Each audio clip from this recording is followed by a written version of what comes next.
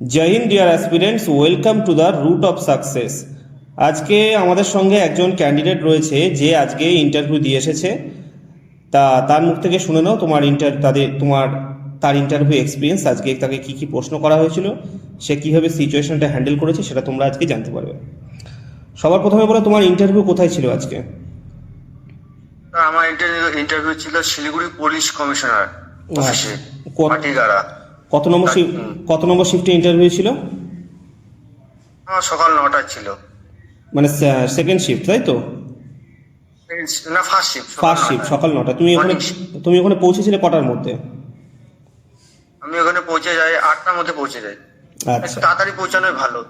আচ্ছা, লেটে পৌঁছালে স্যারগুলো ধাওয়া দিচ্ছে, বলছে টাইমের মধ্যে আসতে পারো। আচ্ছা, ড্রেস পরার ওখানে জায়গা ছিল ঠিকঠাক? না না না, বাইরে তোমাকে যা চেঞ্জ করতে হবে বাইরে, ভিতরে কোনো এলাও ছিল না।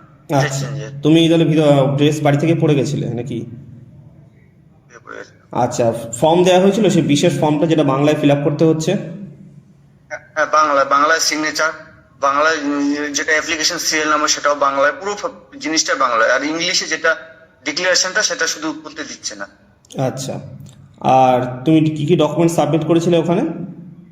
ডকুমেন্টস মাধ্যমিকে অ্যাডমিট, মাধ্যমিকের রেজাল্ট, হাই সেকেন্ডারি রেজাল্ট, গ্র্যাজুয়েশনের রেজাল্ট, আমার যেহেতু আমার এসসি সার্টিফিকেট, আর তার সাথে আধার কার্ড, এইটুকুই। আর সার্টিফিকেট লাগে না, আমার পার্সোনাল গ্র্যাজুয়েশন সার্টিফিকেটগুলো লাগে না। আচ্ছা, তোমাকে ইন্টারভিউ তুমি ওখানে যখন প্রবেশ করলে, এবার তোমাকে কি কি প্রশ্ন করেছিল একটু বলো। আমি যখন সিরিয়াল ওয়াইজ রাখতেছে, আমার 41 নম্বরের সিরিয়াল ছিল।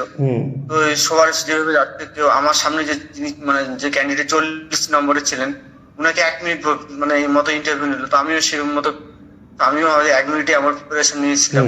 কিন্তু যখন ইন্টারভিউ রুমে প্রবেশ করলাম, আমি আসতে পারি। তো তারপর যেহেতু টাইম আমার 12টা বাজেনি, 10 মিনিট লেট ছিল, সেই মতো আমি গুড মর্নিং ম্যাম, যেহেতু স্যার ম্যাম হেড ছিলেন, শুনলাম good morning ma'am, good morning sir বললাম। তো বসতে বললো, বসলাম।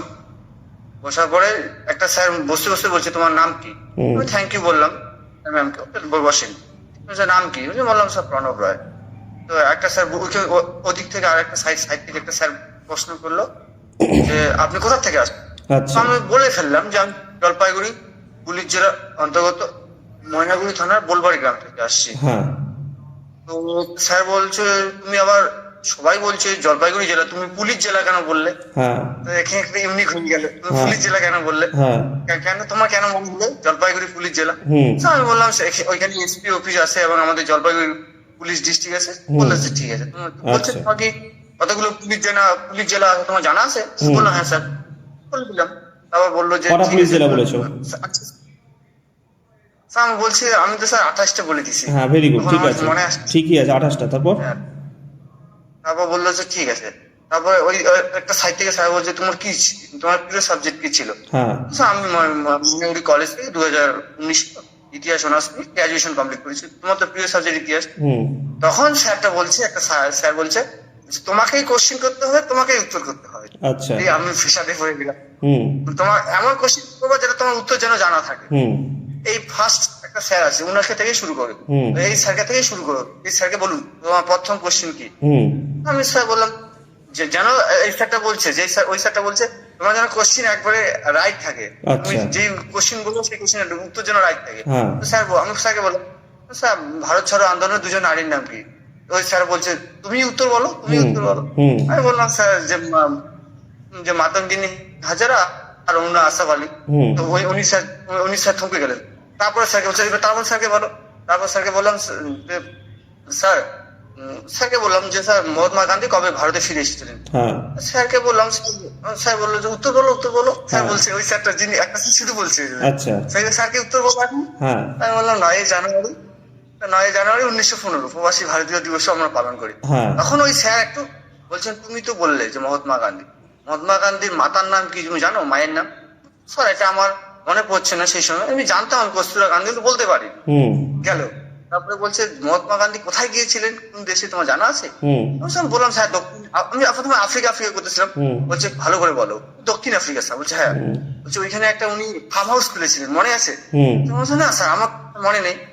ওই গেল স্যার গেল, ওই স্যার ওখানে, তারপর বলছে তারপর স্যারকে বলো, তারপর স্যার, তারপরে একটা স্যার আছে, ওনাকে বললাম, ওনাকে একটা কোশ্চেন হয়, স্যার বললো যে, আমি বললাম স্যার পানিপথের দ্বিতীয় যুদ্ধ কত সালে হয়েছে, বললাম, তো বললো যে, আমি বললাম স্যার আকবর ও হিমুর মধ্যে। তখন ওই যে স্যারটা কোশ্চেন করতেছে ওই স্যারটা বলছে কাদের মধ্যে হয়েছিল মনে আছে, বললাম আকবর হিমুর মধ্যে, কত সালে, ওটা মনে আছে। তারপর বলছে আকবরকে কে নেতৃত্ব দিয়েছে, ওটা বললো, আমি বল বৈরাম খান। তারপরে ম্যামের কাছে গেল, ম্যামের কাছে গিয়ে আমি ম্যামের কাছে যখন যাই তখন আমার একটু ইস্যু হয়ে যায়, মানে কোশ্চিন করতে গিয়ে একটু আটকায় যায়। তখন ম্যামের কাছে গিয়ে আমি কোশ্চিন খুঁজে পাচ্ছি না, তো বলছে এখন আর তোমাকে আধুনিক ইতিহাস বলতে হবে না, এখন তুমি এনশিয়েন্ট থেকে বলো। আচ্ছা, এনশিয়েন্ট থেকে কোশ্চিন, ম্যামের কাছে গিয়ে কোশ্চিন করতে গিয়ে একটু থমকে গেছিলাম। তারপর বললাম যে মহাবীর বের হয়ে গেছিল, মহাবীর নেতা নাম মানে গৌতম বুদ্ধের পুত্রের নাম কি, বললাম রাহুল। তো বললো ম্যাম বলতেছে তোমার প্রিয় সাবজেক্ট কিন্তু একটু ভালো করে কোশ্চিন করবা ডিপলি, ম্যাম বললো রাহুল। তারপরে ম্যামকে বললো, তারপরে ম্যামকে বলো, তারপরে ম্যামকে বললাম স্যার কোশ্চিন করতে বলছে ওই স্যার। তারপরে ম্যাম তোরাই নিয়ে দ্বিতীয় যুদ্ধ কত সালে হয়, তখন ওই স্যারটা, যে স্যার যিনি স্যার কোশ্চিন করতেছে, তারপরে আমাকে বললাম উত্তরটা বলো এখন। আমি 1100, আমি বললাম 1192 খ্রিস্টাব্দে। বলছে কাদের মধ্যে হয়, স্যার বলছে কাদের মধ্যে হয়, বললাম স্যার যে পৃথ্বীরাজ চৌহান আর ইসের মধ্যে হয়েছিল। বলছে কে পরাজিত হয়, হ্যাঁ মোহাম্মদ ঘুরি। তো বলছে কে পরাজিত হয়, মোহাম্মদ ঘুরি প্রথম যুদ্ধে পরাজিত হয়েছিল। বলছে প্রথমটা কত সালে হয়, ওই স্যারটা বলছে প্রথমটা সালে কত হয়, বলছে 1191। তো বলে প্রথমটা সেকেন্ডটার মধ্যে, বলছে প্রথমটা সেকেন্ডটার মধ্যে পার্থক্য কি।